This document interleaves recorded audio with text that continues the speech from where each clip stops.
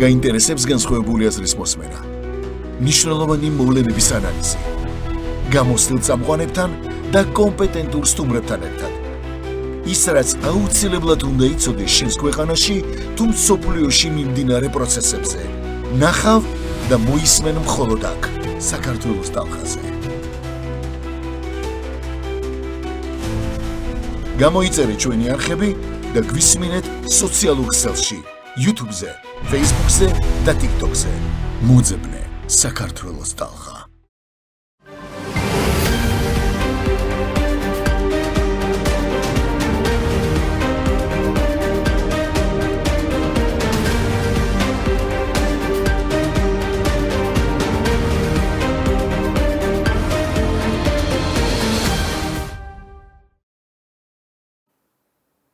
საღამომშვიდობის. თქვენ წინაშეა სპეციალური გამოშვება. დღევანდელ გადაცემას ასე დავარქვი. მშვიდობით, მშვიდობავ. დამეთანხმებით, რომ მძიმე სათაურია.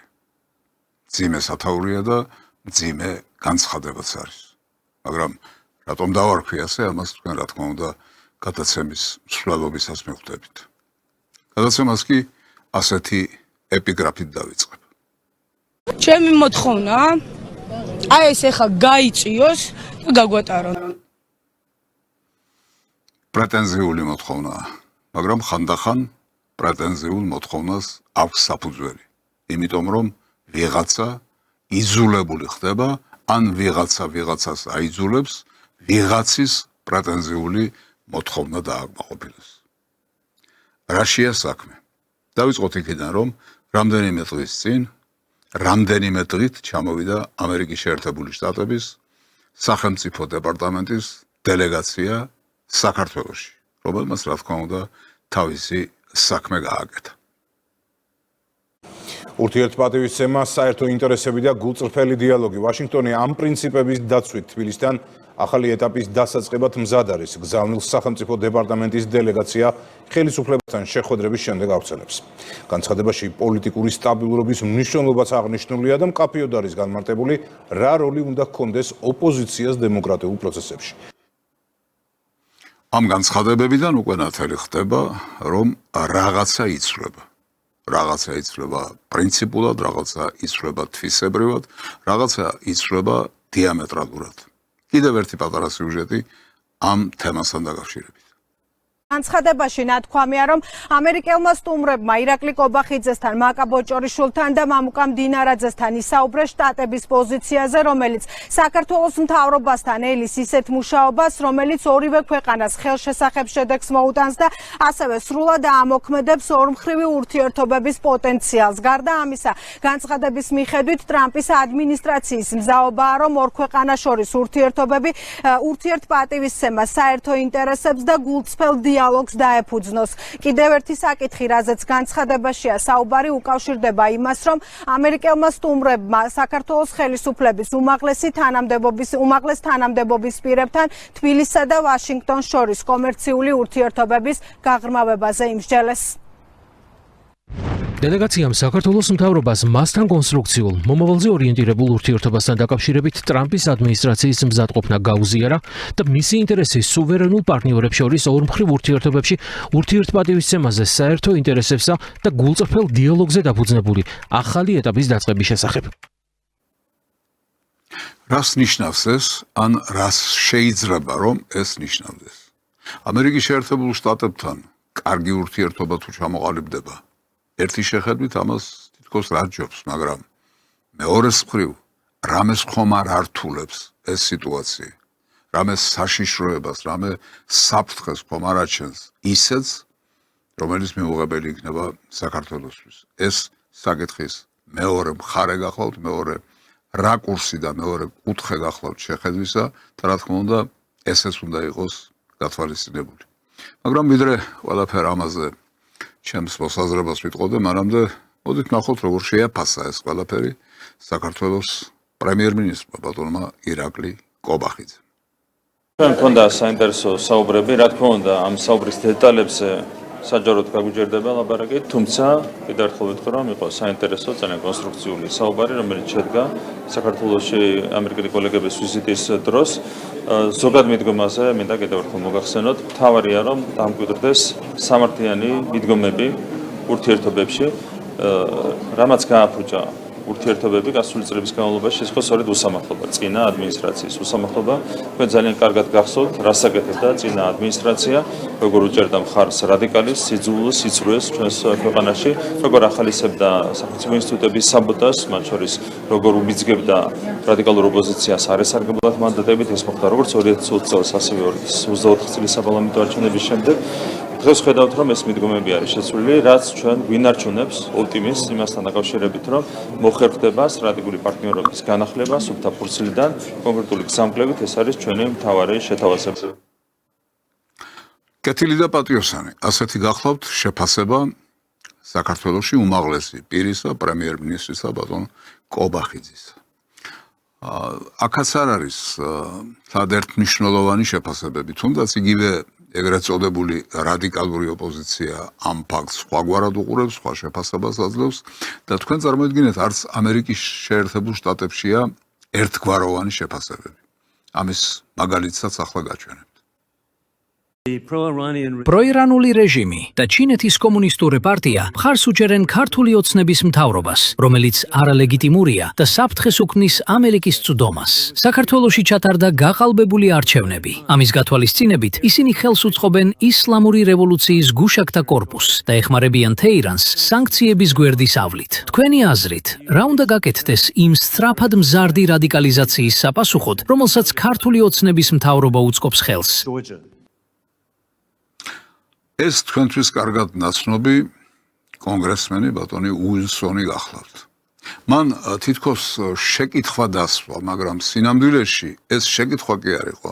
ბრალდებათა მთელი ნუსხა იყო, რომელიც მან საქართველოს ხელისუფლებას და პრინციპში ქართველ ხალხს წამოგვეყანა. ალბათ საინტერესოა, რა თქმა უნდა, საინტერესო იქნება, რა პასუხი გასცა მას სახელმწიფო დივანმა ბატონმა რუბიომ.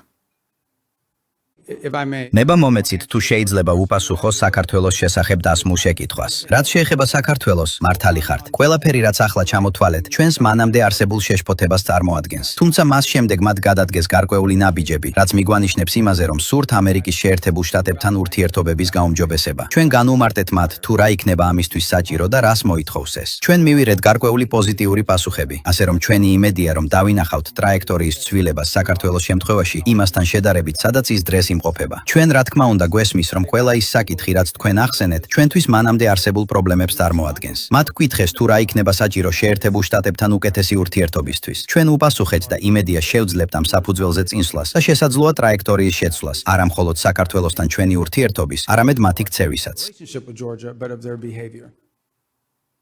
ბატონმა რუბიომ დასმულ შეკითხვას ერთმნიშვნელოვანი პასუხი გასცა, თუმცა რა თქმა უნდა არ ულაპარაკია იმასთან დაკავშირებით თუ როგორ ჩამოყალიბდება ამერიკასთან ურთიერთობების გადატვირთვისა და ახალი დადებითი ურთიერთობების ჩამოყალიბების შემდეგ, ვთქვათ, ჩვენი ურთიერთობა ჩვენს მეზობელ რუსეთთან, ან იგივე ჩინეთთან და სხვა. სხვათა შორის ჩინეთი ნახსენები იყო შეკითხვაში, რომელიც რუბიოს დაუსვეს.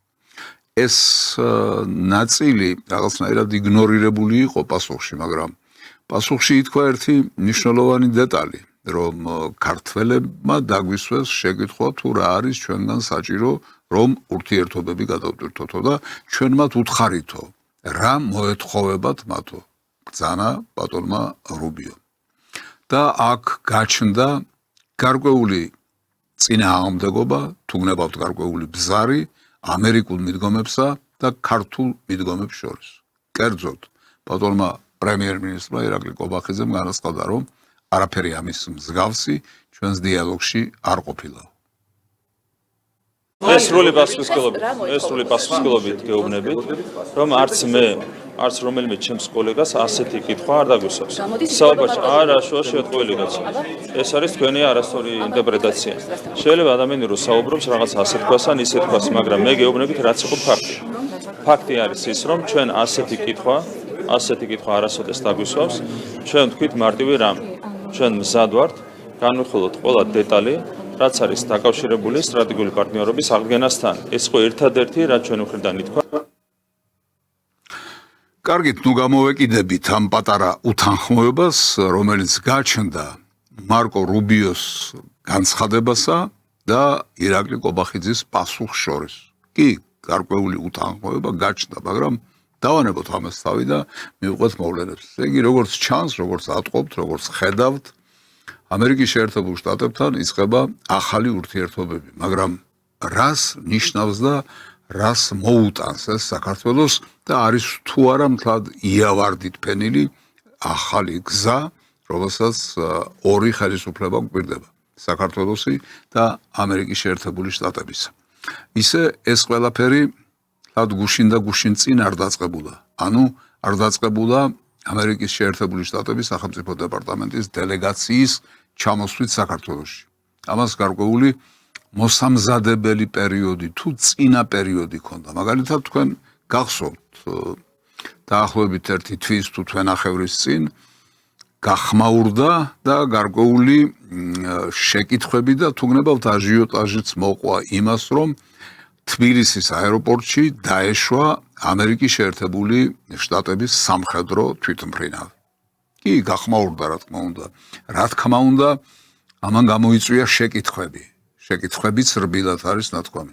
რა უნდოდა ამერიკის შეერთებული შტატების სამხედრო თვითმფრინავს თბილისის აეროპორტში. მით უმეტეს მაშინ, როდესაც უკვე გამწვავებული იყო ურთიერთობა ამერიკის შეერთებულ შტატებსა და ირანს შორის. ჩვენ ირანის მეზობელი სახელმწიფო ვართ და ამერიკის შეერთებული შტატების სამხედრო თვითმფრინავის დაშვება თბილისის აეროპორტში რაღაც შეკითხვებს რომ გააჩენდა, ეს ბუნებრივი ამბავია და გაჩნდა კიდეც, მაგრამ ამერიკის შეერთებულ შტატებთან ჩვენი ურთიერთობის გადატვირთვის შემადგენელი ნაწილი იყო ესეც ალბათ, ოღონდ უნდა გავითვალისწინოთ ისიც, რომ თუ ეს ურთიერთობები გადაიტვირთება, ანუ დადებით ლიანდაგებზე გადავა, ასე ვთქვათ, ასეთ შემთხვევაში მარტო ერთი თვითმფრინავი კი არ გაჩნდება თბილისის აეროპორტში, ამერიკის შეერთებული შტატების სამხედრო თვითმფრინავი, არამედ სხვა თვითმფრინავებიც გაჩნდებიან. სხვა ურთიერთობები გაჩნდება, სხვა დამოკიდებულებები გაჩნდება, რომელმაც შესაძლებელია სხვებთან, სხვა სახელმწიფოებთან გარკვეული პრობლემები გააჩინოს. მაგალითად, ცნობილია, რომ ჩვენ გვაქვს კარგი ურთიერთობა, ჩამოგვეყალიბდა კარგი ურთიერთობა ჩინეთთან. იმდენად კარგი ურთიერთობა, რომ ჩინეთმა ამ უზარმაზარმა სახელმწიფომ ჩვენი პლანეტისა თავის სტრატეგიულ პარტნიორად გვაღიარა. მაგრამ როგორც კი საქმეზე მიდგა, ბატონმა უილსონმა, როგორც თქვენ უკვე ნახეთ ამ გადაცემაში, სწორედ ჩინეთი ახსენა. კომუნისტურს გაუსვა ხაზი და თქვა, რომ ჩინეთთან ურთიერთობა საქართველოსი ეს არის ძალიან ცუდი რამ. ეს არის ცუდი სიგნალი, ცუდი ნიშანი და ასე შემდეგ. არაფერს ვამბობ რუსეთზე და რუსეთთან დამთბარ ურთიერთობებზე. ბოლო წლებში რომ გამოჩნდა, რის ფასადაც ჩვენ მოვიპოვეთ ნანატრი მშვიდობა. აი ამ მშვიდობას, რომელიც მოვიპოვეთ, რომლითაც ვხარობთ, რომლითაც ბედნიერები ვართ, ხომ არ დაემუქრება რამე საშიშროება. ეს შეკითხვა ამ თავითვე უნდა დაისვას, იმიტომ რომ ერთი მიმართულებით კარგი ურთიერთობის ჩამოყალიბება დაპირისპირების არსებობის შემთხვევაში, რა თქმა უნდა, მეორესთან უკვე ურთიერთობების გაფუჭებას ნიშნავს. ესეც უნდა იყოს გათვალისწინებული მეთქი. აქედან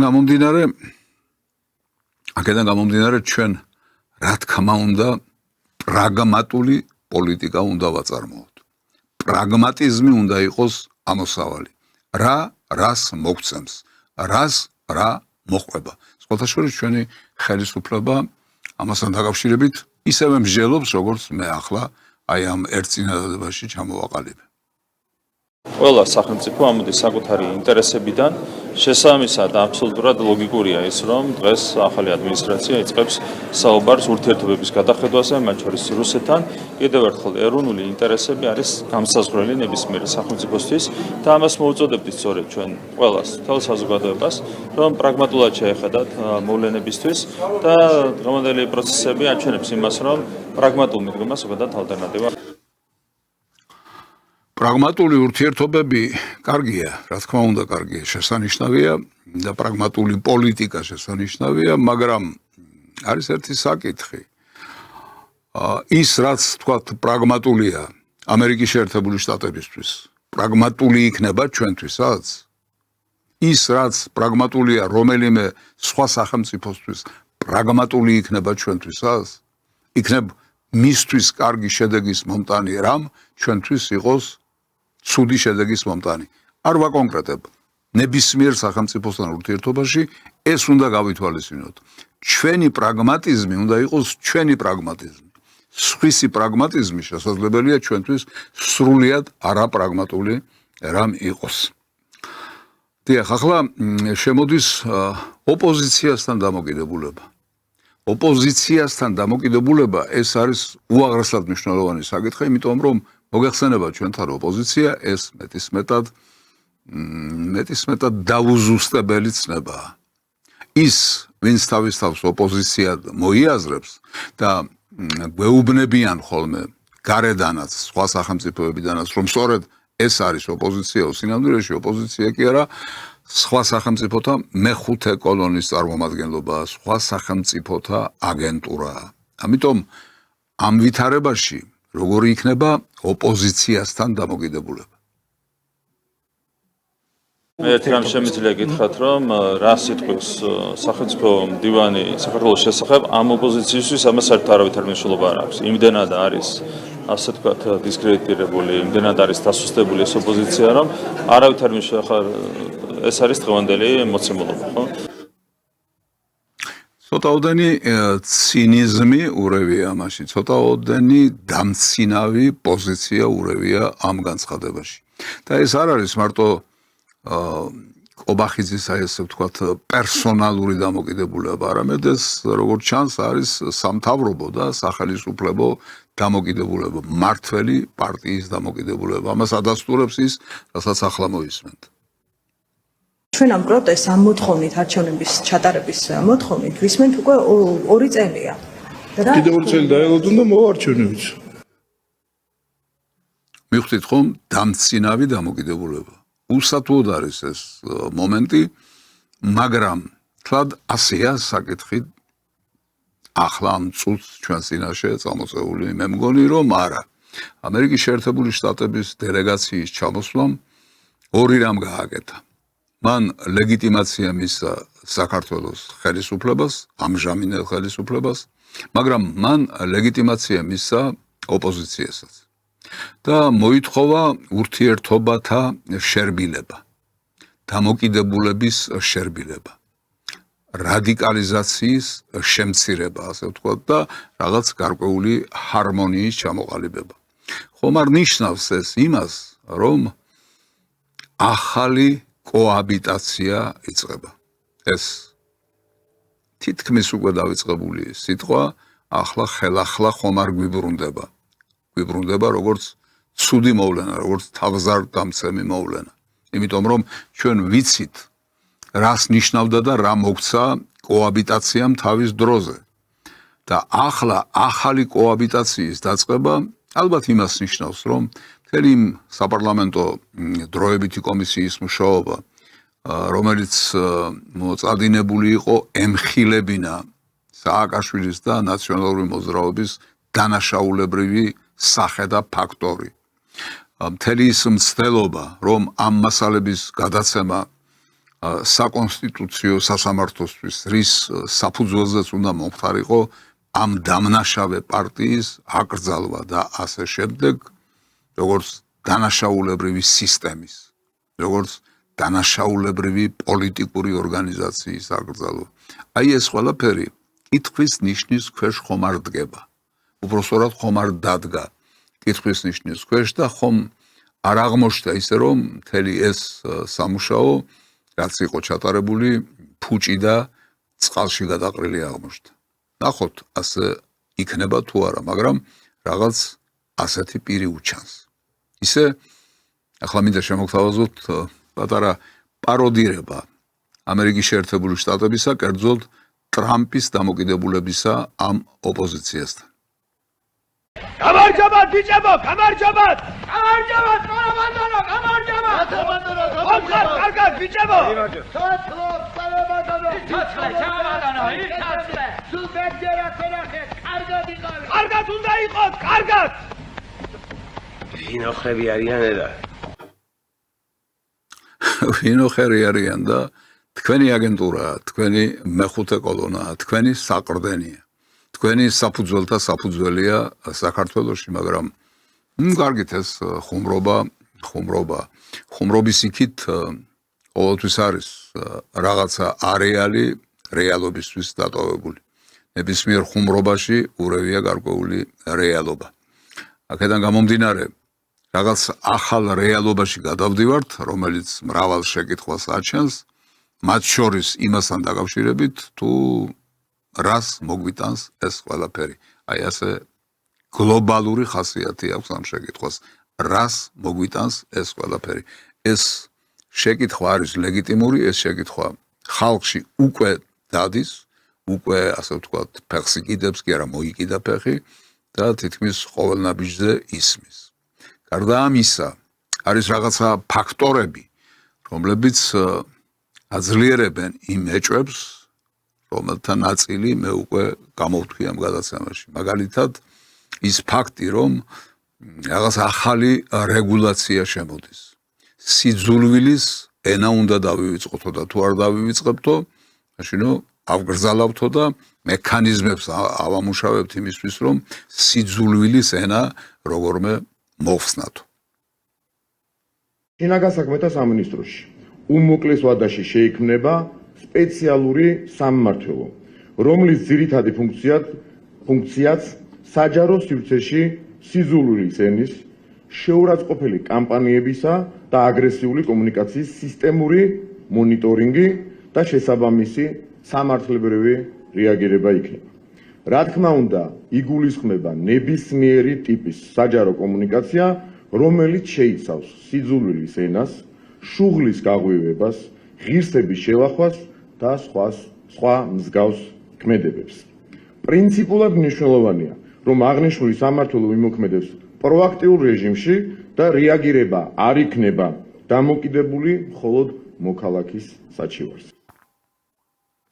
აი, ასეთი გახლავთ ეს საკითხი და კაცმა რომ თქვას ერთი შეხედვით დროულიც არის და საჭიროც არის. ნებისმიერი სივრცე, რომელიც საჯაროობისთვის არის განკუთვნილი. პრესა იქნება, ეს ტელევიზია იქნება, ინტერნეტი იქნება, სოციალური ქსელები იქნება, რა თქმა უნდა, დაცული უნდა იყოს ამ უარგისი ლექსიკისგან. ლანძღვა, გინება, წყევლაკრულვა, ეს არ არის საჯარო სივრცეში გამოსაყენებელი რა. მაგრამ აქედან იწყება ყველაფერი. ვისთვის აკეთებთ ამას? ეს თქვენ უპირისპირდებოდით ერთმანეთს. ხელისუფლება და დასავლეთის მეხუთე კოლონა, ანუ ეგრეთ წოდებული ოპოზიცია. წყევლით, გინებით, ლანძღვით, უშვერი სიტყვით და უდიერი, მიუღებელი, უცენზურო ლექსიკით. აბა ჩვენ ხალხი არ ვაკეთებთ ამას. ხალხმა იცის, სად უნდა გამოიყენოს ეს ლექსიკა და სად არ უნდა გამოიყენოს. აი თქვენ ერთმანეთთან ურთიერთობაში უნდა მოაგვაროთ ეს საკითხები, როგორც ჩანს, მაგრამ ეს მოგვარება რატომ დაგჭირდათ ახლა? იმიტომ რომ როგორც ვთქვი, ახალ კოაბიტაციას ამზადებთ. ალბათ ამიტომ. იმიტომ რომ მარტო ამერიკის შეერთებულ შტატებთან კი არ აპირებთ შერიგებას და ურთიერთობის გადატვირთვას, არამედ ამ ოპოზიციასთანაც აპირებთ შერიგებას და ურთიერთობის გადატვირთვას. ანუ თუ უფრო შორს წავალთ, ამ ოპოზიციაზე დაყრდნობით აპირებთ ისევ პოლიტიკურ ცხოვრებას, არჩევნებში გამარჯვებას და ასე შემდეგ და ასე შემდეგ. მეორე წრეზე ხომ არ წავედით. ეს შეკითხვა ჩდება, რომელსაც აქვს არსებობის უფლება, იმიტომ რომ ძალიან ახლოს არის სიმართლესთან და ნახეთ როგორ დაემთხვა დროში ერთმანეთს ეს თუნდაც ეს ორი მოვლენა ამერიკის შეერთებული შტატების დელეგაციის ჩამოსვლა და ურთიერთობების გადატვირთვის დაწყება ერთი და მეორე აი ამ რეგულაციის მიღება, რასაც ქვია უცენზურო მიუღებელი გამოთქმების, ასე ვთქვათ, მოხსნა დღის წესრიგიდან. მაგრამ მარტო ეს არ არის. კიდევ ერთი ფაქტი დაემთხვა ამას. ეს არის ეგრეთ წოდებული გარკვეული ჯაშუშომანია და ჯაშუშების დევნა, როგორც თქვენ ამას უძახით. აი მაგალითად ერთი ფაქტი. ჯაშუშობის მუხლით დაკავებულ გულბაათ რცხილაძეს ბრალი ოფიციალურად წარუდგინეს, ის დანაშაულს არ აღიარებს, ახლა ის სასამართლოს ხდომის მოლოდინშია. დიდი ალბათობით მოსამართლე მას პატიმრობაში დატოვებს, ხდომა კი საქმიდან გამომდინარე დახურული იქნება. ოცნების სუსი მსგავსი მუხლით ჟურნალისტ ირაკლი ჩიხლაძის გასამართლებასაც აპირებს. ძალოვანი უწყება არ აკონკრეტებს, რომელიც სახელმწიფო სასარგებლოდ მუშაობდა ცხინვალში ოკუპანტების მიერ მოკლული ჟურნალისტის ძმა. აი ასეთი არის ეს საკითხი, რომელიც აი ბოლო დროს დადგა დღის წესრიგში და დააგვირდით ასთან გვაქვს საქმე. ვიდრე რცხილაძის საკითხი წამოიწეოდა, მანამდე იყო უძილაური საკითხი, რომელიც როგორც ითქვა, რომელიღაც ევროპული სახელმწიფო სასარგებლოდ ჯაშუშობდა თურმე საქართველოსთან. აგერ დღეს ითქვა უკვე, რომ საფრანგეთმა გაიწვია თავისი დაზვერვის წარმომადგენლები თუ რაღაც ამდაგვარი, რაც ასე მგონია, რომ რაღაცა ახალი სიტყვაა საერთოდ პოლიტიკურ ცხოვრებაში. დიპლომატის გაწვევა, ელჩის გაწვევა, კი ბატონო, რამდენიც გნებავთ, იმდენი ყოფილა, მაგრამ ჯაშუშების გაწვევა ოფიციალურად ასეთი რამ მე არ მახსენდება, იმიტომ რომ ჯაშუში ეს ოფიციალურად დანიშნული რამე პერსონა კი არ არის, არამედ ჩუმად მოქმედი პერსონაა და თუ საფრანგეთმა თავისი დაზვერვის წარმომადგენლები აქედან გაიწვია, ეს იმას ნიშნავს, რომ საფრანგეთს უღიარებია, რომ ის აქ ჯაშუშურ საქმიანობას ოფიციალურად ეწეოდა სახელმწიფოს დონეზე. ხო, რაღაც ამდაგვარი, რა თქმა უნდა, გასარკვევია ეს ყველაფერი, მაგრამ ვნახოთ რა იქნება და როგორ იქნება. ახლა ფაქტი ერთია, რომ ყველაზე გახმაურებული აქ სწორედ გულბაათ რცხილაძის დაკავების ამბავი არის და მისთვის ჯაშუშობის მუხლის წაყენება. ჩვენ ვიცით, რომ არ არის გამჟღავნებული თუ რომელი ქვეყნის სასარგებლოდ ჯაშუშობდა თუ ჯაშუშობდა ბატონი გულბაათ რცხილაძე, მაგრამ ვიცით, რომ ყველა იფიქრებს ალბათ რუსეთთან გვაქვს საქმე. რატომ? იმიტომ რომ ბატონი გულბაათ რცხილაძე მთელი თავისი დღე და მოსწრება, რაც მე მახსოვს იგი, სულ ყოველთვის გამოდის იმ იდეით, იმ ლოზუნგით, იმ მოწოდებით, რომ რუსეთთან ურთიერთობები უნდა ჩამოვაყალიბოთ დადებით ლიანდაგზე, ასე ვთქვათ, დადებითი ურთიერთობები, პოზიტიური ურთიერთობები, კეთილმეზობლური და სტრატეგიული ურთიერთობები. ამიტომ საზოგადოებრივი ცნობიერება მყისვე მოიმართა იქითკენ, რომ თუ გულბაათ რცხილაძე ჯაშუშობდა, ესე იგი რუსეთის სასარგებლოდო. მე არ ვიცი გულბაათ რცხილაძე როგორ მოახერხებდა ჯაშუშობას, იმიტომ რომ ის არასოდეს არ ყოფილა თანამდებობის პირი, მას არასოდეს უმუშავია ისეთ ადგილებში, სადაც რამე საიდუმლოებაზე მიუწვდებოდა ხელი და აქედან გამომდინარე ვერც ვერავის ვერ გადასცემდა ვერაფერს, რაც თვითონ არ გააჩნდა, ხომ? და ის რაც საჯარო სივრცეში მოიპოვება და რასაც გულბაათ რცხილაძე ამბობდა, ეს ჯაშუშობა არ არის. ეს პოლიტიკის შემადგენელი ნაწილია.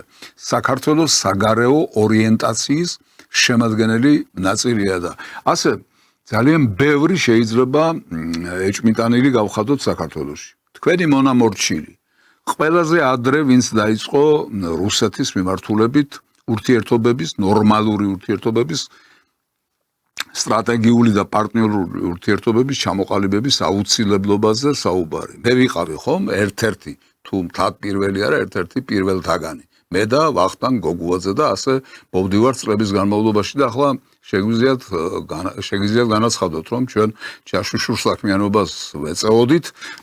ცხონებული ვახტანგ გოგუაძე აღარ არის ამ ქვეყანაზე, მაგრამ მე ჯერჯერობით ცოცხალი ვარ და დღემდე ვამტკიცებ, რომ რუსეთთან მტრობას სჯობს რუსეთთან მეგობრობა, რომ საქართველოსთვის, მისი მომავლისთვის აუცილებელია რუსეთთან ნორმალური ურთიერთობების ჩამოყალიბება. ეს თუ ჯაშუშობაა, კი ბატონო, მეც შეგიძლიათ ბრალი წამომიყენოთ, მაგრამ არ არის ეს ჯაშუშობა, ეს არის ღია პოლიტიკური განცხადება, რომელიც უნდა შეისმინოს როგორც საზოგადოებამ, ასევე იმ წრეებმა, რომლებიც ამა თუ იმ მონაკვეთში მართავენ ქვეყანას და რომლებსაც მართვის ბერკეტები უპყრიათ ხელს. სამწუხაროდ ჩვენ ეს ჯერჯერობით ვერ მოვახერხებთ, ვერც გამსახურდიას დროს, ვერც შევარდნაძის დროს, ვერც სააკაშვილის დროს და ვერც ახლა ვერ ვახერხებთ ამას და ეს არის ის, რასაც ქვია საქართველოსთვის ძალიან დიდი საფრთხის შემცველი უბედურება. ძალიან დიდი საფრთხის შემცველი უბედურება. ამიტომ, როდესაც აი ეს მომენტები იკვრება, ერთმანეთს ემთხვევა, ერთის მხრივ ამერიკის შეერთებული შტატების დელეგაციის ჩამოსვლა და გადატვირთვის პოლიტიკის დაწყება, მეორეს მხრივ რეგულაციები ლექსიკაში და ოპოზიციასთან, ეგრეთ წოდებულ ოპოზიციასთან, დასავლეთის მეხუთე კოლონასთან, ასევე რაღაცა ჰარმონიზებულ ურთიერთობაში გადასვლა, რომელსაც მე ახალი კოაბიტაცია უწოდე და მხრივ ჯაშუშების ძებნა იგივე რუსეთის მიმართულებით, აი ეს იმას ნიშნავს, რომ რუსეთთან ურთიერთობები თანდათანობით იძაბება, ან დაიძაბება, ხოლო დასავლეთით ამ კონკრეტულ შემთხვევაში ამერიკის შეერთებული შტატების მიმართულებით შესაძლებელია გადაიტვირთოს ურთიერთობები, მაგრამ საბოლოო ჯამში სად მოიყრეს ეს თავს და რა გადასწონის? დადებითი თუ უარყოფითი? სიკეთე თუ უბედურება? შვიდობა თუ შვიდობის დაკარგვა? ამიტომ დავარქვი ამ გადაცემას შვიდობა, იმიტომ რომ ასეთი საფრთხის წინაშე აღმოჩნდით. და არა მარტო ერთი კუთხით, არამედ სხვა კუთხითაც, მაგრამ ვიდრე ამ სხვა კუთხეზე გადავიდოდე, მანამდე მოდი ცოტა ამოვისუნთქოთ და შემოგთავაზებთ ფსიქიატრიის რენტგენს.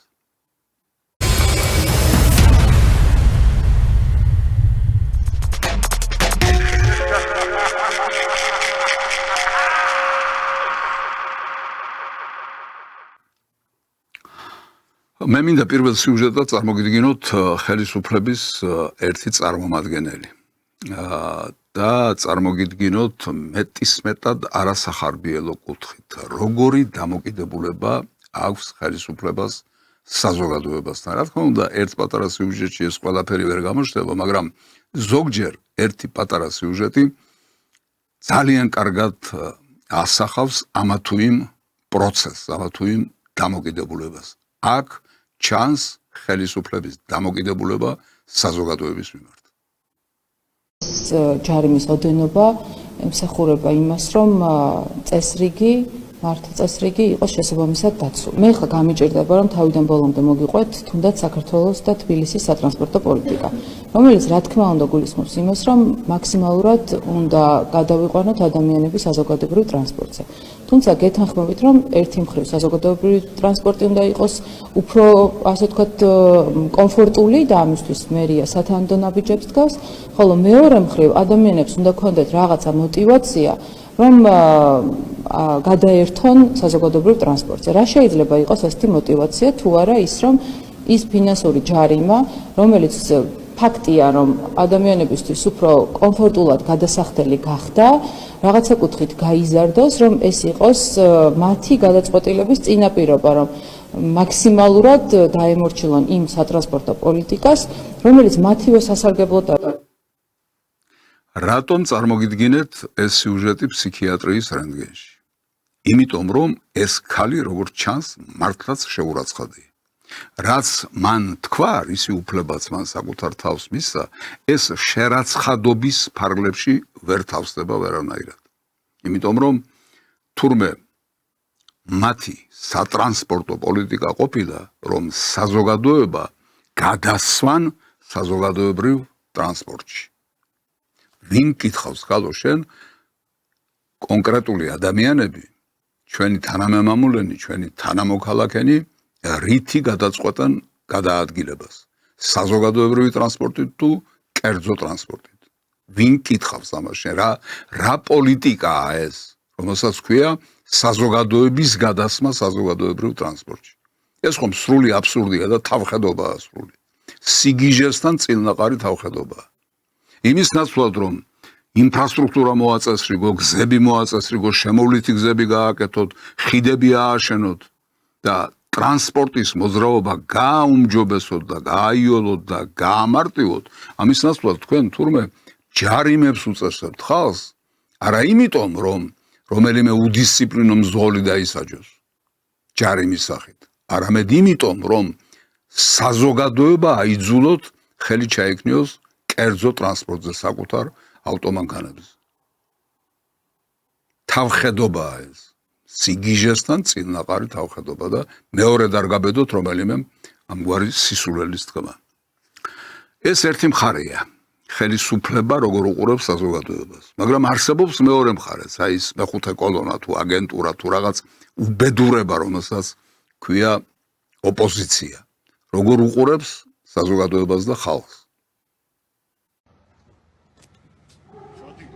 ცემე მქხომ გადი რა ცემო გადი გაეთრია მოდი მცემე გაეთრია გედანთხო აი მეგობრებო ეს ადამიანი უნდა რომ ცემოს გაეთრია ნაიში ხარ თქვენ მიესალმეთ მაყურებელს ხო გაეთრია ეს კლიენტი დამაგარციე სამუშაოს მიფუჭე სასმირე გადი გაეთრიე ხო Excuse me bro I have baby at home waiting for me my baby გადი ნუ მიფუჭე საქმეს ხო გადი ხო ხელით ნუ მეხები ხელით აი მეგობრებო ხელით მეხება გადი ხელით მეხება ხო გადი ნუ მისვი მუშაობაში ხეს ხო აი მეგობრებო ხელით მეხება ეს ტაქსის ზღოლი დააფიქსირეთ ყველა მსახ ხო თქო ნუ მიფუჭებ საქმეს სამუშაოზე და ნუ მასიმშილებ და ნუ მიფუჭებ საქმე აი ყველამ დააფიქსირეთ ნუ ეს ზანგი ზანგო შენ ზანგი შემატხოვარო ადამიანი არა ზანგირუა მერე რა შენზე მაგარი ვაშკაცი მოდი აბა გამოჩდი ლაიში მოდი აი აი ესეთი კატასტროფული სურათია ეს ეგრეთ წოდებული ოპოზიცია თავის თავს უფლებას აძლევს სადაც უნდა როცა უნდა გადაკეტოს გზა შეაჩეროს შეაფერხოს მოძრაობა და არ მისცეს საშუალება ადამიანებს გადაადგილების ამ კონკრეტულ შემთხვევაში ტაქსის არ აძლევს უფლებას რომ გადაადგილდეს და თავისი სამუშაო განაგრძოს ამისი უფლება აქვს მათ ასე გონიათ მაგრამ ამისი უფლება რა თქმა უნდა არ უნდა ქონდეთ ეს არ არის პოლიტიკა ეს არ არის საზოგადოებრივი ცხოვრება ეს არის ხულიგნობა ეს არის დანაშაული მაგრამ დამოკიდებულება ამ ეგრეთ წოდებული ოპოზიციისა საკუთარი ხალხის მიმართ საკუთარი მოსახლეობის მიმართ თუ შეიძლება საკუთარი სიტყვა გამოვიყენოთ ამ შემთხვევაში აი ასეთია აბსოლუტურად უბოდიშო უცერემონიო და აბსოლუტურად თავხედური და დანაშაულებრივი ჩვენ და სამწუხაროდ ასეთ რეალობასთან გვაქვს საქმე. კიდევ ერთ სიუჟეტს წარმოგიდგენთ ამ რუბრიკიდან. ეს არის ერთ-ერთი ნიმუში იმისა თუ როგორია ურთიერთობა ჟურნალისტსა და რესპონდენტს შორის. კორესპონდენტსა და რესპონდენტს შორის როგორ ახერხებენ ისინი საუბარს და რა საუბრის წარსდგებიან ხოლმე მაყურებლის წინაშე. ლანძღვის მთავარი ობიექტი, იმიტომ რომ ჩემი ხარდაჭერის და დაგეგმილი აქციები დაშალა. ლაპარაკობ ხო და დამაცადე ძალიან თხოვნა რა. ხო სულ არ არის აუცილებელი რესპონდენტი იმის უყავს რომ მე მომისმინოთ ხო? საკუთარ თავს ხო არ უსმენთ ხო? არა, გავიგეთ, კითხვები ხომ არა ლაპარაკობ ხო? აზრი ხო არ გამაწყვეტი ხო? როგორ და აი ესე პასუხობთ ეხლა და მაწყობთ ერთის ვინგა რა. როგორ გიყვებით ამბავს და დამაცადეთ. ნიკამელიას მოუხდა. მოდი სხვაგან უგადავალთ რა. არა, ჩემ კითხვა ჯერ პოსტელი ლაპარაკ არა. კითხვა რომ ჩამოაყალიბე ჯერ იმ კითხვაზე უნდა გიპასუხოთ. აი ხა ერთი წუთი დამასრულებია ხა ეს პატარა რაღაცა სხვა ლაპარაკო ძალიან ტკივა ეს რაღაცა ინგა პრეტენზიის მქონე ადამიანი არის პატივი ამიტომ რო დავასრულო ამიტომ რო დავასრულო კერძო ეგოისტური ინტერესია. არა, როგორ უნდა აღიქვა ეს, ვერ გავიგე. დამასრულებელი გიორგი, მეც ხომ ხო, არა, ისე ვიძახი. უბრალოდ ჩემი აზრი რა თქმა უნდა. სხვა როგორ უნდა აღიქვა. რა თქმა უნდა და საერთოდ არაფრის გაგება. აი აზრზე რო არ ახალ პოლიტიკა და საქართველოს უახლოესი რეაქცია და პოზიცია. კი ბატონო, ხო? ის ამ კითხვას უპასუხოთ. კი. ხო, დავაკონკრეტო. ამაზე მეტი რა უნდა დავაკონკრეტო, პასუხოთ. უნდა ნახოთ ერთი ალიანსის ჩატში რა ხდება რა. სადაც არ პასუხობ. რა სისულელე ბოდოები რა. და ნაციონალურ მოძრაობაზე და არა, ნაციონალურ მოძრაობაზე. ო იმ ალიანსის წევრები ნაციონალურ მოძრაობაზე მიშაზე თავდასხმები. რადგან არ პასუხობ. თქვენს ჩატში ხდება? ხო, აბა მეტი გარკვევით როგორ უნდა გიქნა. არა, არ ვიცი, პირველად ვიგებ, რატო გიყვით ახლა? არა, მაგრამ ქართულად მეტყოლები ვამბობ ალიანსის ჩატში. გიორგი, მაგრამ არ ვიცი. ახლაც ხდება თქო, მაგრამ ვითქმენთ. იშვიათად, მაგრამ ინგა რა ხდება რომ არ იცნობსო ადამიანები, ხალხი არ იცნობს. ეს შედარებით ვრცელი სიუჟეტი გაჩვენეთ, იმიტომ რომ მეჩვენებინა თუ როგორია საერთოდ ურთიერთობის კულტურა ადამიანებს შორის. აი ამ ეგრეთ წოდებულ ოპოზიციაში, ეგრეთ წოდებულ ჟურნალისტიკაში. როგორია ურთიერთობა, როგორია დამოკიდებულება, როგორია დიალოგის ფორმა. აი ეს ასატანია, ეს შეიძლება საზოგადოებას შევთავაზოთ, საზოგადოებამდე მივიტანოთ. არა, შეუძლებელია, იმიტომ რომ აქედან ვერაფერს ვერ გავიგებთ და ვერც ვიგებთ ხოლმე ვერაფერს. ვიგებთ ერთადერთ რამეს, რომ არის გაუთავებელი კინკლაობა, ჩხუბი. ვიღაცას გონია, რომ ჟურნალისტიკა, პრესა, ტელევიზია ეს არის ჩხუბის არენა, ერთმანეთთან დაპირისპირების არენა და ხანდახან ეს ჟურნალისტები სპეციალურად ქმნიან ამ სიტუაციებს, ისეთი შეუთავსებელი პიროვნებები მოყავთ ხოლმე სტუდიებში, რომ შექმნან სურათი დაპირისპირებისა, ჩხუბისა, ძალადობისა და ამითი მიიზიდონ მაყურებელი. არა რამე ნათელი აზრით, არა აზროვნების სიღრმით, არა კითხვა-პასუხით, არა კამათით, ოღონდ კულტურული კამათით, ცივილიზებული კამათით. არამედ ამითი, აი ასეთი სანახაობით ეს კატასტროფაა, კოშმარია და ისე აქ ბატონი ბარამიძე ძალიან ცდილობდა რომ რაღაცა სათქმელი ეთქვა. მათქმევინე მე ჩემი სათქმელი მაქვს და ბარა მოვისმინოთ რა სათქმელი ქონდა მას. კაცი რო იმას იტყვი. პოლიტიკოსებზე ხო ლაპარაკი აღარ არის, რომ სადაც მიშა სააკაშვილია, იქ სახელმწიფო ინტერესი არ არის. ესე იგი, საერთოდ ამ ქვეყანაზე არ ახარ. აი საერთოდ არაფრის აზზე არ ახარ. საქართველოს ისტორია საერთოდ გადაფურცვლითაც კი არ წაგიკითხავს. ეს როგორ უნდა ამოგივიდეს პირიდან ადამიანს. აი ხა, ერთი წუთი დამასრულები, ეხა ეს პატარა რაღაცა სხვა ვლაპარაკობ, ძალიან ტკივა ეს რაღაცა, ინგა. ხედავთ, რის სათქმელად დადის ეს კაცი სტუდიებში, რომ სადაც არის მიშა სააკაშვილი, იქ არის საქართველოს ისტორია. ვისაც საქართველოს ისტორია თუნდაც ისე ზერელად გადაუფურცლავს, მან უნდა იცოდეს, რომ სააკაშვილის მთელი მოღვაწეობა ეს არის საქართველოს ისტორიის შემადგენელი და განუყოფელი ნაწილი. აი ეს არის ამათი სათქმელი. ეს არის ამათი ტრაგედია, ამათი უბედურება, ამათი დამბლადაცემულობა, ამათთვის წართმევა ღმერთის მიერ. იმისა, რასაც აზროვნება ქვია. აი ასე ამჟღავნებენ ხოლმე თავიანთ თავს. ახლა თქვენ წინაშე წარმოგდგება ერთი ახალგაზრდა კაცი, რომელიც მოგვიყვება თუ რა უნდა რუსეთს ჩვენგან. ქართულ ოცნებას აქვს სამი ძირითადი დავალება რუსეთისგან, რომელსაც ასრულებს პირნათლად. ეს არის რომ უარი ეთქვა ნატოზე და ფაქტია რომ ნათქვამია, შეეჩერებინა ევროკავშირში ინტეგრაცია და მესამე, ვისაც უნდა გულზე მოხვდეს. ხელისუფლებაში არ მოაბრუნოს ნაციონალური მოძრაობა და მიხეილ სააკაშვილი. აი ეს არის მთავარი დავალება ბიძინა ივანიშვილის. რუსეთს ბიძინა ივანიშვილისთვის მიუცია დავალება, რომ ნატოსთან ინტეგრაცია შეაჩეროს, ევროკავშირთან ინტეგრაცია შეაჩეროს და შეაჩეროს, როგორმე შეაჩეროს სააკაშვილისა და მისი გუნდის სვლა ხელისუფლებისკენ. აი რუსეთი რისთვის იბრძვის თურმე და რა სურს რუსეთს. ამას გვეუბნება ეს ახალგაზრდა კაცი, მაგრამ აბა დაუკვირდით, ეს რუსეთის სურვილი კი არა. საქართველოს სურვილია, ქართველი ხალხის სურვილია, საქართველოს მოსახლეობის სურვილია.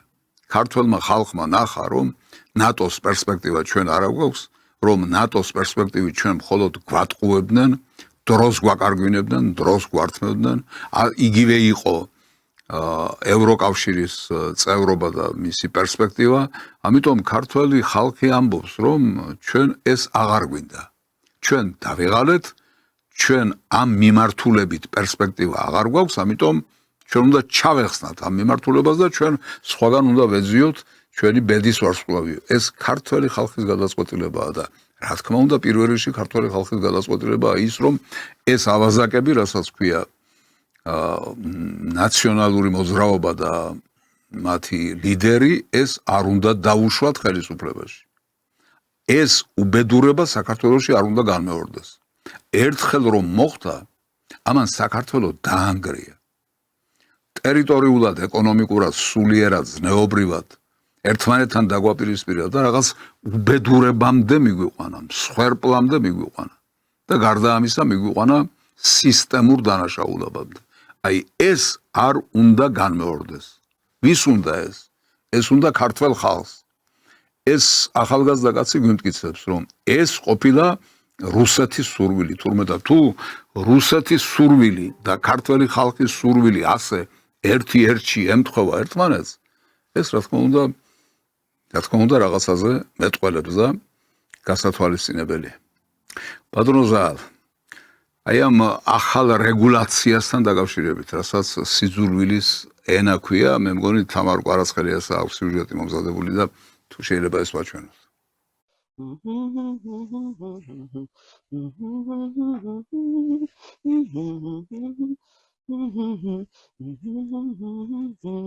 ეთერშია ზაფხულის პირველი ნოვოსტი და მეც შესაბამისი განწყობითა და შესაბამისი სამოსით მოგესალმებით.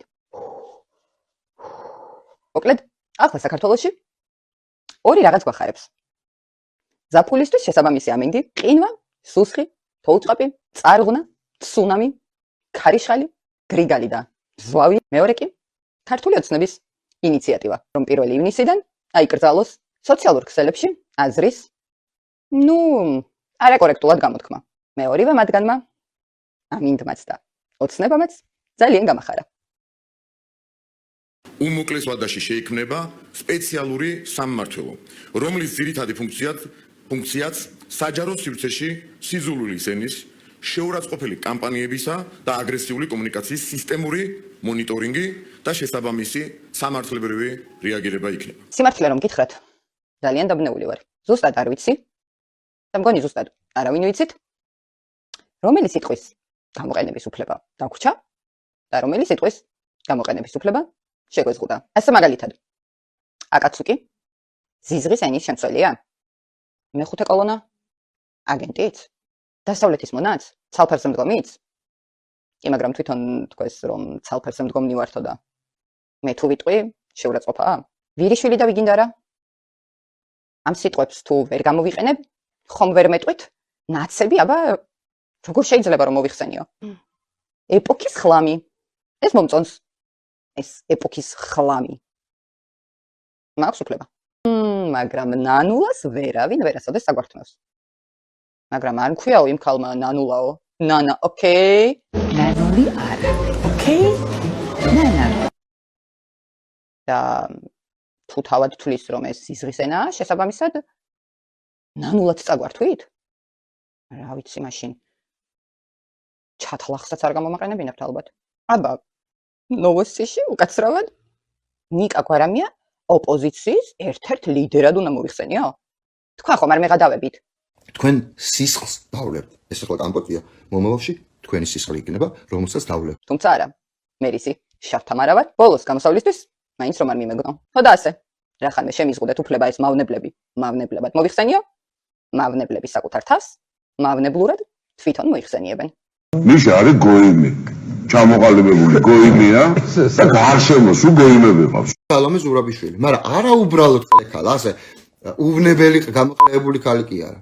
ეს არის რეზიდენტი ყლექალა. სამარცხვინო აბსოლუტურად თქვენთან ერთად საერთოდ არანაირ პოლიტიკაზე კი არა, არაფერზე ლაპარაკი არ შეიძლება. თქვენ ხართ სამარცხვინო ქალი. აქაზე ადამიანი იმას ვერ გავამართლებ. ცოლი, მე არ უნდა მელაპარაკებოდა სამარცხვინო. ბაიმე, ვისი ცოლი ვარ და ვისი რძალი ამას არ ნიშნავს. და სპიკერი ეროვნული საქართველოსი ამჯერად საუკუნეა სანდახა, რომელი გამოქვაბულიდან გამოხვედა. მოდერნულად გახდება field commander. მუდარმელაძეა ყველაზე ჩაჭმული. ვიცი რომ უნდა გახდეს ფილდკომანდერი. ჩვეულებრივად სუნიადი შორიდან ვხედა. მზად ხართ ადამიანებს ცხოველებისთვის განკუთვნილი ტყვიები სახეში დაუშინოთ. გიორგი გახარია არის ჯალათი. უნამუსო შედა. ნიკა დამშვიდეთ. ნიკა უნამუსო კი არა. უნამუსო ხარ შენ მართა რაც იცი ამხელა კაცი ხარ. სად რა უნდა თქვა პირველ რიგში ეს უნდა იცოდე. მან ცეცხლი ზღვა იქნება რო იცოდა. მაპანჯი ახლა ჩვენთან? აბა.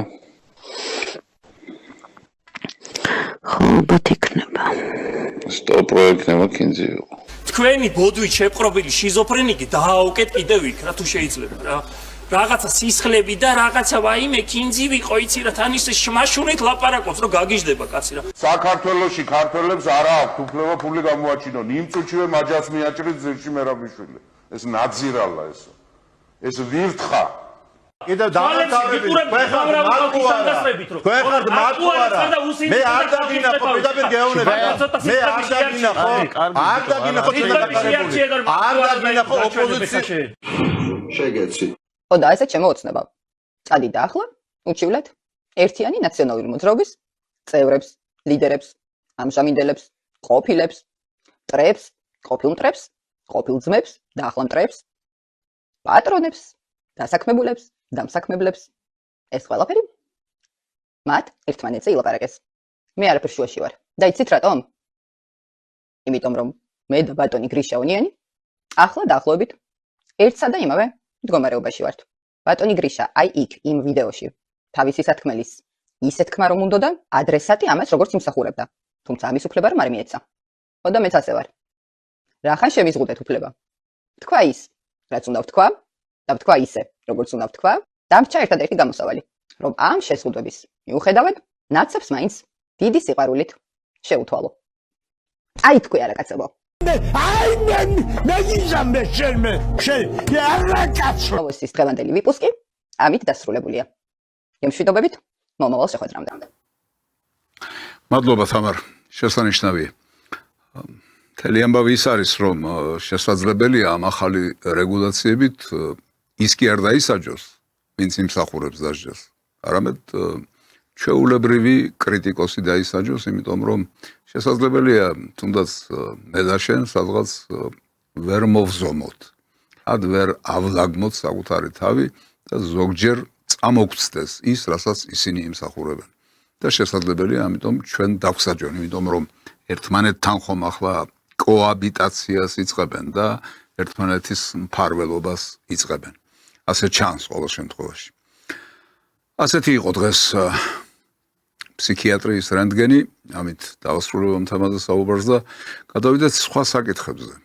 რუსეთში რაღაცა ხდება, რაღაცა მნიშვნელოვანი. მე არ ვიცი ეს რამე ჩანაფიქრია თუ მართლაც რუსეთის საქმე ისე ცუდად მიდის, რომ უკრაინა კი არის ბომბება იმდენად, რამდენადაც ეს სპეციალური სამხედრო ოპერაციით არის გათვალისწინებული. არამედ პირიქით. რუსეთი იბომბება, თანაც არა საზღვრისპირა და განაპირა რეგიონები და ქალაქები, არამედ პირდაპირ მოსკოვი და პეტერბურგი. აი გუშინ წინ პეტერბურგში უნდა გამართულიყო და გაიმართა კიდეც როგორც ჩანს ეკონომიკური ფორუმი, საერთაშორისო ფორუმი პეტერბურგისა, რომელიც ტრადიციული მოვლენა გახლავთ, მაგრამ ვიდრე ფორუმი დაიწყებოდა, მანამდე ასეთი სიტუაცია იყო პეტერბურგში.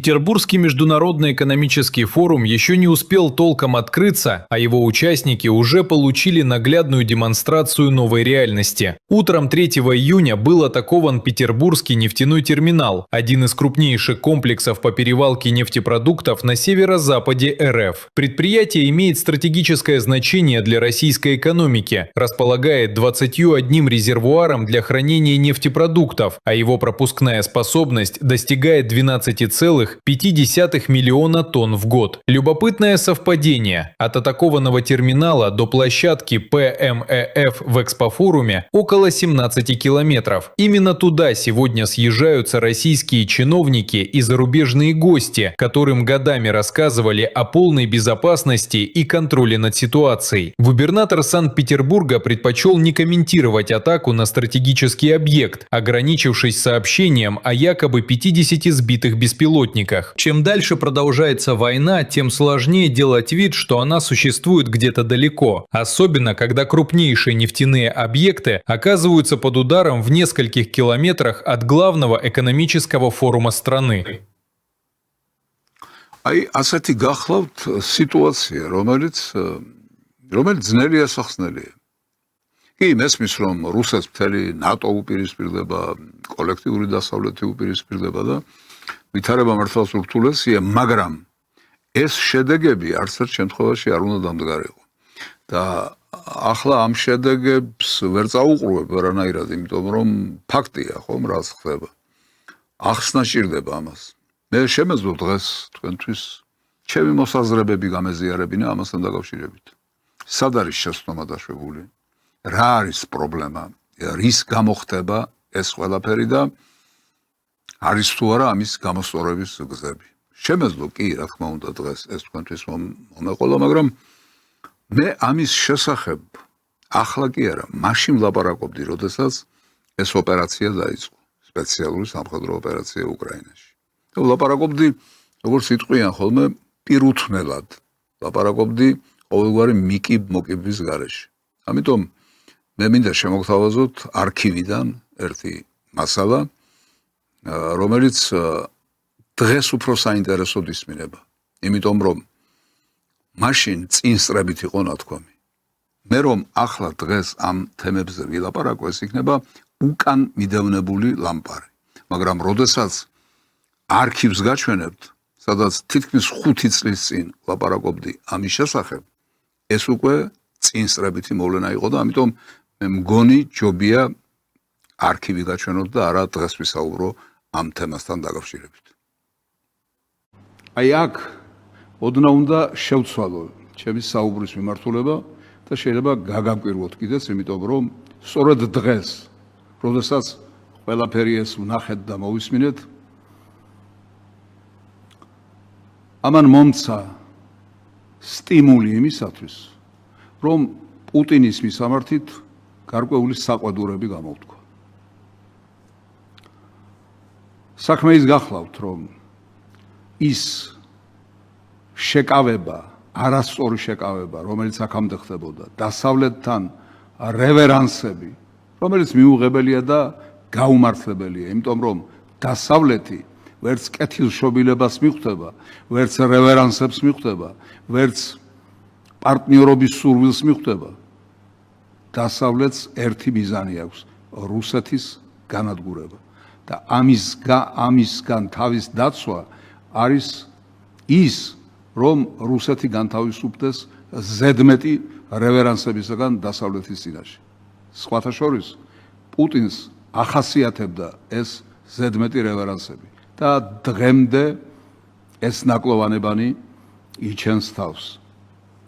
პუტინმა, როდესაც ამ წლის 24 თებერვალს, როდესაც ოპერაცია დაიწყო და საზოგადოებას მიმართა, იმ მიმართვაში ერთი ასეთი эпизоды Гаурия. Мы хорошо знаем из истории, как в 1940 году и в начале 1941 года прошлого века Советский Союз всячески стремился предотвратить или хотя бы оттянуть начало войны. Для этого в том числе старался буквально до последнего не провоцировать потенциального агрессора. Не осуществлял или откладывал самые необходимые и очевидные действия для подготовки к отражению неизбежного нападения. а те шаги, которые все же были в конце концов предприняты, уже катастрофически запоздали. В результате страна оказалась не готова к тому, чтобы в полную силу встретить нашествие нацистской Германии, которая без объявления войны напала на нашу родину 22 июня 1941 года. Врага удалось остановить, а затем и сокрушить, но колоссальной ценой.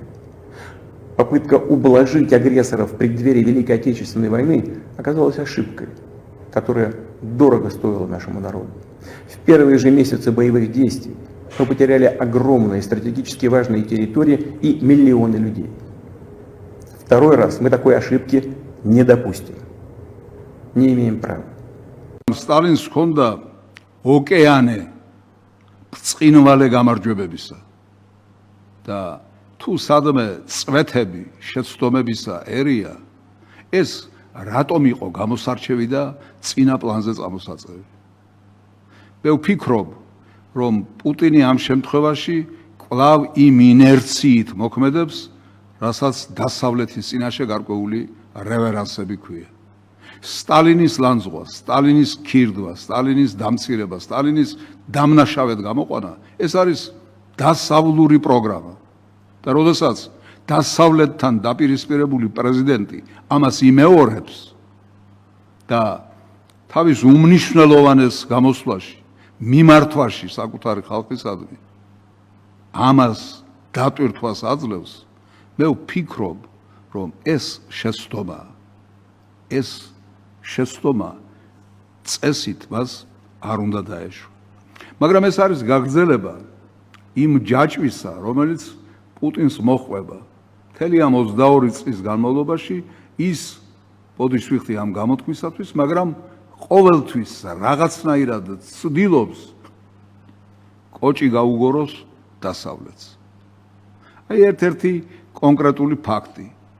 ვინმე ლიუდმილა ალექსეევა, რომელიც იყო საბჭოთა დისიდენტი, რომელიც სამართალ დამცავს უწოდებდა თავის თავს, რომელიც იყო ჰელსინკის ჯგუფის ჩამომყალიბებელი რუსეთში, იმ ჰელსინკის ჯგუფისა, რომელსაც დასავლეთის მეხუთე კოლონა მიეტმასნა ყველგან თელ ყოფილ საბჭოთა რესპუბლიკებში და იმ ჰელსინკის ჯგუფისა, რომელიც გამოყენებული იქნა ხალხის წინააღმდეგ, საბჭოთა კავშირისა და სოციალიზმის დასანგრევად. აი იმ ჰელსინკის ჯგუფის დამაარსებელ ვინმე ალექსეევასთან ერთად პუტინი ვიხილეთ მასთან მისული და მის წინაშე, ასე ვთქვათ, რევერანსების ენაზე მოლაპარაკება. И я вам благодарен за все, что вы делали в течение многих лет для огромного количества людей в нашей стране, которые вас очень любят. Еще хочу вам сказать, я благодарна вам за вашу жизнь, которую вы прожили ради людей. Спасибо. О, вы знаете, смех. Мы, конечно, купили очень хороший шампанское. Но ваши люди принесли свое. Подешевле, наверное. Экономят на нас с вами. Поздравляю вас с днем рождения. И будьте здоровы. Спасибо, вы тоже. Вы тоже. არ მოგეწონება ეს პასაჟები. თუ ეს ყველაფერი იმისთვის კეთდებოდა, რომ პუტინს დასავლეთი მოეტყუებინა და დრო მოეგო რაღაცნაირად იმისათვის, რომ სახელმწიფო მოემძლავრებინა, მაშინ ასეთი ტაქტიკური სვლები გასაგებია, მაგრამ თავისთავად აი ამ ადამიანებთან ასეთი ურთიერთობა მართლაც მიუღებელია, მართლაც შემზარავიც კი არის. იმიტომ რომ ეს ის ადამიანები არ არიან, რომლებთანაც ადამიანურ ენაზე საუბარი შეიძლება. ესენი მკვლელები არიან.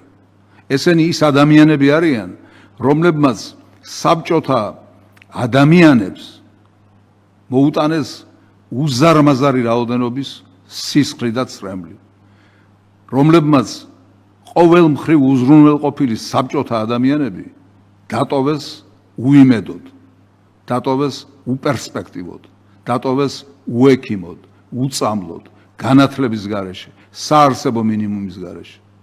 ეს ადამიანები არიან ესენი და ამათთან რევერანსების ენით საუბარი ძნელად გასაგებია და რთულად აღსაქმელია.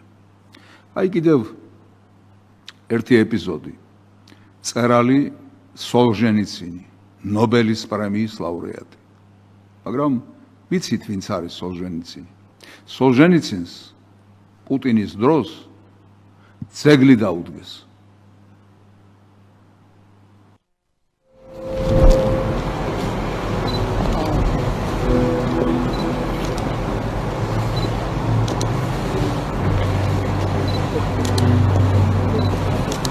Сегодня мы открываем памятник Александру Исаевичу Солженицыну, нашему выдающему соотечественнику, писателю, мыслителю, фронтовику, участнику Великой Отечественной войны и истинному, настоящему патриоту России. არაფერი ვიდაიუშია არ ყოფილა ალექსანდრე სოლჟენიცინი. ეს იყო საშუალო ნიჭის მწერალი, მაგრამ უზარმაზარი ნიჭის გაიძვერა, არამზადაკაცი. ეს იყო ცრუ, ეს იყო ცილის მწამებელი და მთელი მისი წერლობა დაიყვანება სწორედ ამ ცილის წამებაზე. ამიტომ გამოყოფა ამ პერსონებისა, მათთვის დიდების კვარცხლბეკის შექმნა ეს ძალიან რთულად გასაგებია საზოგადოებისათვის. სამწუხაროდ მხოლოდ ეს ფაქტები არ ყოფილა. იყო ის ფაქტიც, რომ ბორის ელცინი, რომელმაც მონაწილეობა მიიღო არა საბჭოთა კავშირის დანგრევაში მხოლოდ, არამედ რუსეთის ნგრევაში მონაწილეობდა. თავისი სისულელით, ლოთობითა თუ რა ვიცი, სხვისთვის საკუთარი სულის მიყიდვით, ეს კაცი საბჭოთა კავშირისა და რუსეთის წინააღმდეგ მუშაობდა. რუსეთში მას ეგრეთ წოდებული ელცინ центრი გაუხსნეს. Он обладал волевым, прямым, мужественным характером, способностью проявлять предельную решительность. И во многом благодаря этим его качествам наша страна не свернула с избранного демократического пути развития. И именно тогда, в условиях сурового политического противостояния, была принята и Конституция нашей страны. И на ее основе, на ее четких положениях начался созидательный период нашего развития. Борис Николаевич глубоко понимал драматизм кардинальных преобразований. Пропускал это через себя, через свою совесть, через душу, через сердце. Сомневался, мучился, переживал, знал, через какие тяжелейшие испытания приходится проходить нашему народу. სახელმწიფოს მეთაურს რომ გარკვეული ლავირება უწევს, ეს ახალი ამბავი არ არის, ეს ისტორია მიცის და ასეც უნდა მოხდეს, ის ვერ იქნება შიშველი სიმართლის გზით მოარული, იმიტომ რომ საზოგადოება ჭრელია, საზოგადოებაში სხვადასხვა განწყობილებები სუფევს, მაგრამ ჩვენ ხომ ვიცით ვინ არის ეს ბორის ელცინი. აი მისი ერთ-ერთი გამოსვლა Америки შეერთებულ штатებში. Коммунистический идол, который сеял повсюду на земле социальную рознь, вражду и беспримерную жестокость, который наводил страх на человеческое сообщество, рухнул. Рухнул навсегда. И я здесь для того, чтобы заверить вас, на нашей земле мы не дадим ему воскреснуть. Открываются архивы КГБ и бывшего ЦК КПСС. Более того, мы приглашаем Соединенные Штаты и другие государства к сотрудничеству в расследовании этих темных страниц бывшей империи. Хотел бы закончить свое выступление словами из песни американского композитора российского происхождения Ирвина Берлина. Господи, благослови Америку. როგორ მოგწონთ რუსეთის პრეზიდენტი, მისი განცხადებები, მისი საქციელი, მისი დამოკიდებულება საკუთარი ქვეყნისა და ხალხის მიმართ. კი ლავირებად, მაგრამ ელცინ ცენტრის გახსნა, ანუ მავზოლეუმის გახსნა აი ამ კაცისთვის. თქვენ ხომ გახსოვთ მისი მოქმედებები, მისი საქციელი, მისი სამარცხვინო გამოსვლები და სამარცხვინო მდგომარეობაში საკუთარი თავის ჩაყენება ძალიან ბევრჯერ. აი ეს არის ელცინის პიროვნება. კაცი, რომელიც ერთის მხრივ სოფლიოში ყველაზე დიდი სახელმწიფოს რუსეთის პრეზიდენტია და მეორეს მხრივ იქცევა ასე სამარცხვინოდ, რასაც ახლა თქვენ ხედავთ თქვენს ეკრანებზე. არ შეიძლება ეს კაცი დიდი ისტორიული პიროვნება იყოს. ერთი ძალიან მტკივნეული ფაქტი, უაღრესად მტკივნეული ფაქტი. მოსკოვში გაიხსნა ეგრეთ წოდებული გოდების კედელი, რომელიც მოწოდებულია იმისათვის, რომ სტალინური რეპრესიების საშინელება დაანახოს თანამედროვე და მომავალ თაობებს. აი ამ ძეგლის გახსნაზე პუტინი მივიდა, მან თვითონ გახსნა და შესაბამისი სიტყვაც წარმოთქვა. Дорогие друзья, сегодня особая памятная дата. 30 октября, вот уже более 25 лет, отмечается в нашей стране как общенациональный день памяти жертв политических репрессий. Для всех нас, для будущих поколений, что очень важно, важно знать и помнить об этом трагическом периоде нашей истории, когда жестоким преследованиям подвергались целые сословия, целые народы, рабочие и крестьяне, инженеры и военачальники, священники, государственные служащие, ученые и деятели культуры. Репрессии не щадили ни талант, ни заслуги перед Родиной, ни искреннюю преданность ей. Каждому могли быть предъявлены надуманные и абсолютно абсурдные обвинения. Миллионы людей объявлялись врагами народа, были расстреляны или покалечены, прошли через муки тюрем, лагерей и ссылок. Это страшное прошлое нельзя вычеркнуть из национальной памяти. И тем более невозможно ничем оправдать. Никакими высшими так называемыми благами народа. შემზარავი სიტყვაა და შემზარავი ფაქტია.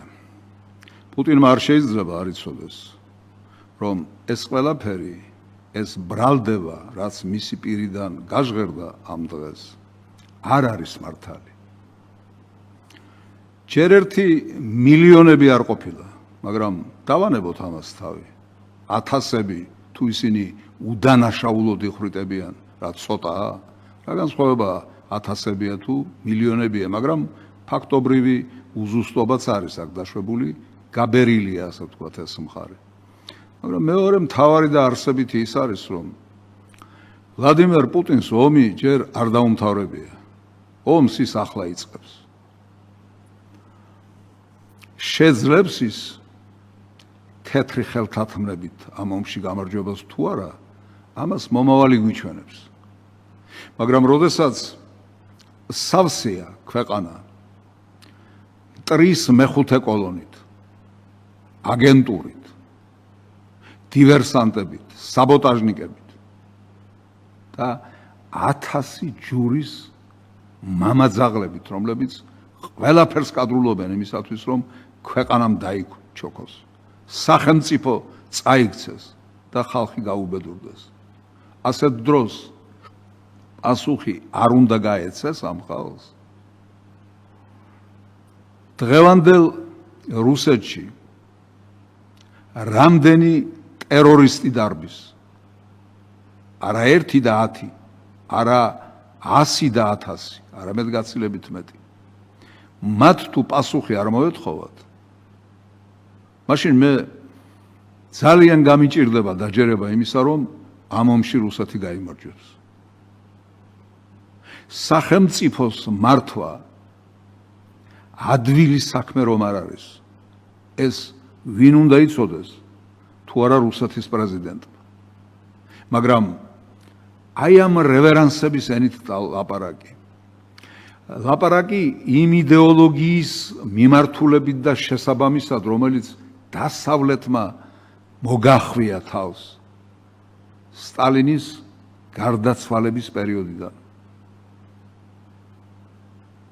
ეს რომ შენი ქვეყნისთვის არის საზიანო, შენი ქვეყნისთვის არის დამანგრეველიც კი, ეს ძნელი მისახვედრია? მე მგონი, ეს არ არის ძნელი მისახვედრი. რუსეთმა თუ არ გააცნობიერა, რასთან აქვს საქმე, მას ძალიან გაუჭირდება. მე მგონი დადგა ეს ჟამი ვითარების ისე დანახვისა, როგორც ის არის რეალურად. დადგა ეს ჟამი და ამიტომ ძალიან დიდი იმედი მაქვს, რომ სატანიზმთან ბრძოლაში რუსეთი გაიმარჯვებს და ეს ვლადიმერ პუტინის ხელით მოხდება. გაიმარჯვებს თუნდაც იმიტომ, რომ მართალია დასავლეთში სატანის მსახურები არიან, მაგრამ ძალიან ბრიყვებიც არიან ამავდროულად.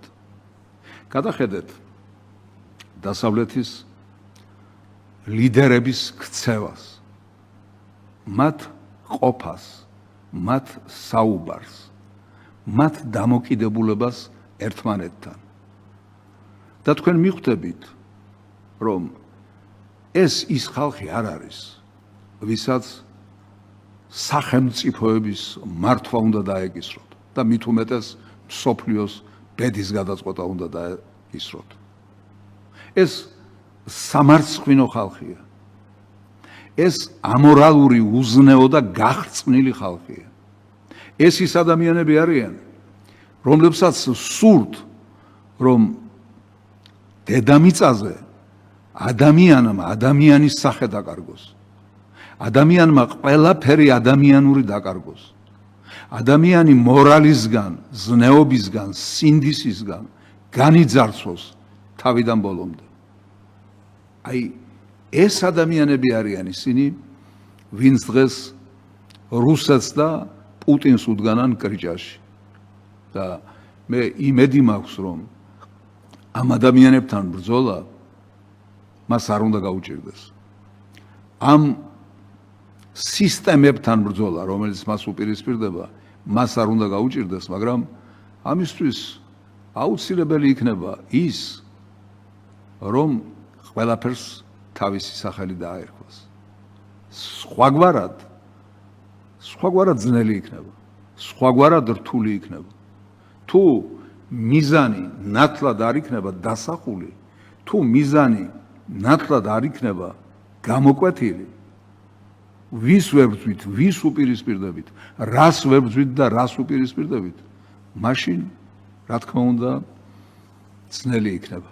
მე იმედი მაქვს, რომ რუსეთი, სწორედ ვლადიმერ პუტინის ხელმძღვანელობით, ამ ომში, ამ დაპირისპირებაში, ამ გლობალურ კონტექსტში იმ ბრწყინვალე გამარჯვებას იზეიმებს, რაც რუსეთს და მის ისტორიას აკადრება, რაც კაცობრიობის გონიერ სამართლიან და მორალურ ნაწილს აკადრება და ყველაფერი ისე დასრულდება, როგორც ყოველი კეთილინების ადამიანი ისურვებდა.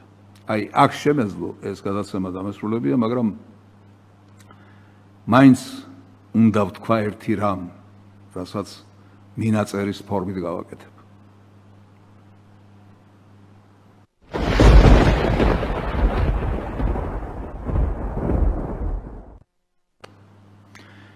მაინც რა არჩევანის წინაშე დგას რუსეთი, რა გზები და პერსპექტივები ისახება რუსეთის წინაშე. ამასთან დაკავშირებით მე რა თქმა უნდა ჩემი მოსაზრება მაქვს, მაგრამ ამჯერად ერთ-ერთი იმ მოქალაქის პოზიციას გაგაცნობთ, რომელსაც მთელი რუსეთი ძალიან კარგად იცნობს. როგორ ესახება მას რუსეთის მომავალი გზები. У нас есть два пути у страны. Либо путь Сталина, либо путь Николая II. Все, других вариантов не существует. ძალიან მარტივად, ძალიან კონკრეტულად, ძალიან ნათლად და ძალიან ცხადად თქვა კაცმა ის, რაც რუსეთის წინაშე იშლება დღეს. ორი გზა, ნიკოლოზ მეორისა და სტალინისა. ნიკოლოზ მეორეს მე მარტო არ დავტოვებდი. ნიკოლოზ მეორესთან ერთად არის ალბათ მთელი ის პლეიადა საბჭოთა ხელმძღვანელებისა, რომლებიც სტალინის გარდაცვალების შემდეგ მოვიდნენ ხელისუფლებაში, დაწყებული ხრუშოვით და დამთავრებული მიხეილ გორბაჩოვით, რომელმაც დაასამარა კიდეც საბჭოთა კავშირი და სოციალისტური სისტემა. მიხეილ გორბაჩოვით, რომელთან გამოსათხოვრად რუსეთის პრეზიდენტი ვლადიმერ პუტინიც მივიდა. მე ვფიქრობ, რომ კი სახელმწიფოს ხელმძღვანელი ვალდებულია ასეთი ჟესტები გააკეთოს, მაგრამ ეს არავითარ შემთხვევაში არ ნიშნავს იმას, რომ ვლადიმერ პუტინმა ეს გზა აირჩიოს. ნიკოლოზ მეორის, ხრუშოვის, ბრეჟნევის, ანდროპოვის, ჩერნენკოს, გორბაჩოვის გზა.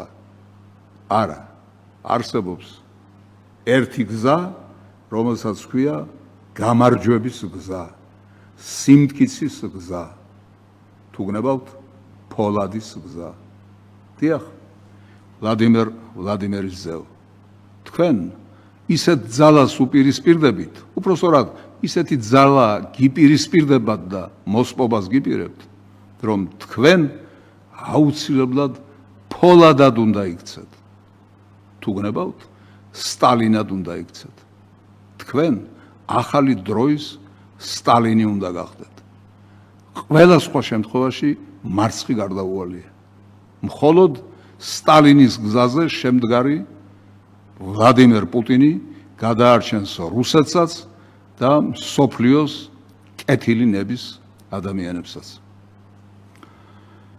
ამით დავასრულებ დღევანდელ გადაცემას დაგემშვიდობებით. მომავალ შეხვედრამდე. ამით შემეძლო ეს გადაცემაც დამესრულებინა, მაგრამ ვერ დავასრულებ, იმიტომ რომ ჯერ არ გვითქვამს რა შეიძლება მოხდეს. ამერიკელებთან ჩვენს დაახლოებას შეიძლება სერიოზული გართულებები მოხდეს. უაღრესად სერიოზული გართულებები. ჩვენ ჯერ არ გაუფრთხილები ვართ ვლადიმერ პუტინს.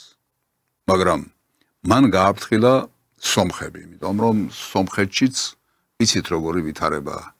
იქით თუ აქეთ ეს სიტუაცია დგას, სომხეთის დღევანდელი ლიდერი დასავლეთისკენ იყურება, რუსეთის მიმართ აშკარად ვერ გამოხატავს, მაგრამ მტრულად არის განწყობილი და რუსეთთან დაპირისპირებას აპირებს. ვლადიმერ პუტინმა სომხეთის პრემიერ-მინისტრი Никол Пашинян ასე გააფრთხილა. Кризис на Украине начался когда-то с попыток присоединения Украины к ЕС. უკრაინის კრიზისი დაიწყო მაშინ, როდესაც უკრაინამ სცადა ევროკავშირში შესვლა. დიახ, ევროკავშირის და ნატოს გზის არჩევა არის უკრაინული ტრაგედიის საფუძველი. ამიტომ არც სომხებს, არც ქართველებს და არც სხვა ვინმეს არ მოუტანს იკეთეს ეს გზა, იმიტომ რომ ეს გზა პირდაპირ დაპირისპირებას ნიშნავს რუსეთთან. მე ჯერ კიდევ 4 თუ 5 წლის წინ ნახეთ როგორ ვაკრიტიკებდი პუტინს მისი გარკვეული ქმედებების გამო. დღესაც იგივეს ვაკეთებ, მაგრამ ეს არ ნიშნავს იმას, რომ მე დავიჯერე რუსეთის გარდაუვალი მარცხი, თუნდაც იმის გამო, რომ დრონები დაფრინავენ რუსეთის მთავარი ქალაქების თავზე. არა, ეს ასე მარტივად დასაჯერებელი ამბავი არ არის. ამიტომ გონს მოვეგოთ და გავითვალისწინოთ ყველა ის შედეგი, რაც შეიძლება მოყვეს ჩვენს მიერ გადადგმულ ნაბიჯებს. ჩვენს მიერ გადადგმულ ნაბიჯებს თუ კარგად არ დავწონით, მაშინ შესაძლებელია მივიღოთ უკრაინიზაცია. ღმერთმა დაგვიფაროს, მაგრამ შესაძლებელია ეს მივიღოთ. უკრაინულ ტრაგედიას ვერც პუბლიცისტიკა აღწერს, ვერც მწერლობა, ვერც ხელოვნების სხვა რომელიმე დარგი, იმდენად დიდია, იმდენად მასშტაბურია ეს ტრაგედია, მაგრამ ერთი პატარა ვიდეო მასალა მინდა წარმოგიდგინოთ, მიახლოებით მაინც, რომ შეგვიქმნას თუ რა თავზარდამცემია ის ყველაფერი, რაც უკრაინაში დატრიალდა. Лишь на моем сердцу лежал, лишь на моем сердцу лежал.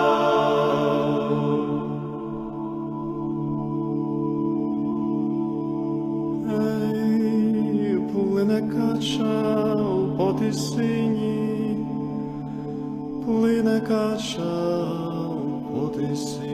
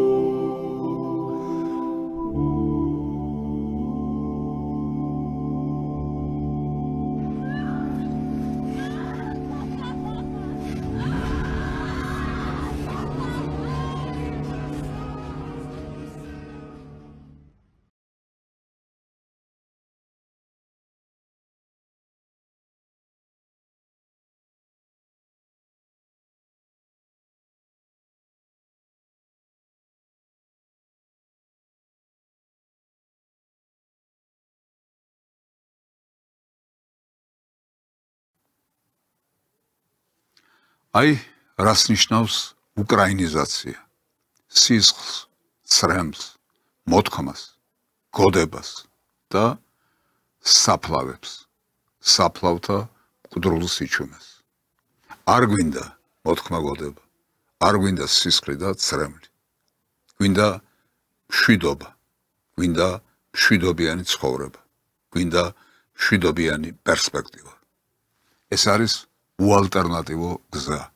ამიტომ შევეცადოთ, რომ ვიაროთ იმ გზით, რომლის შესაბამისი სიტყვა რამდენჯერმე გაისმა ამ გადაცემაში. მას პრაგმატიზმი ქვია. ოღონდ პრაგმატიზმი არა სხვებისთვის, არამედ ჩვენთვის, საქართველოსთვის, ქართველებისთვის. ვიაროთ იმ გზით, რასაც სიმშვიდის შენარჩუნება ქვია და ვილოცოთ ამისთვის. ვილოცოთ ორივე მხრიდან დაღუპული ადამიანებისთვის, მათი სულებისთვის. ამიტომ თქვენის ნებართვით სანთელს ავანთებ, პირჯვარს გადავიწერ და თქვენს გთხოვთ, რომ იგივე გააკეთოთ.